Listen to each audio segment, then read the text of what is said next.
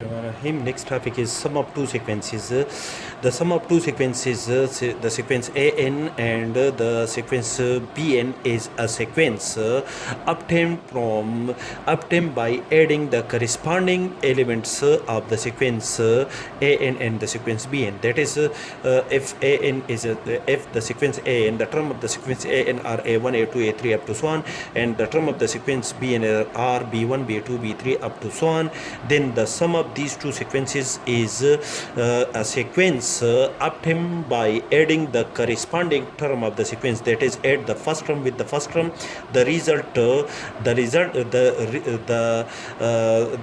of the resulted sequence is equal to a1 plus b1 is equal to c1, which is the first term of the resulted sequence, and add the second term with the second term. The result of the addition of a2 plus b2 is c2, which is the second term of the resulted sequence.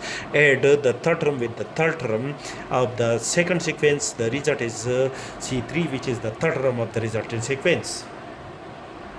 For example, the term of the sequence an are 1, 1 over 2, 1 over 3, 1 over 4 up to so on, and the term of the sequence bn are 1 over 2, 2 divided by 3, 3 divided by 4, 4 divided by 5, and so on. And we have to add these two sequences, then add the first term of the first sequence with the first term of the second sequence. The result is equal to the first term of the resultant sequence. Add the second term with the second term of the corresponding sequence. The result is the second term of the resultant sequence. Add the third term with the third term of the sequence. Both the sequences, the result is the third term of the resultant sequence.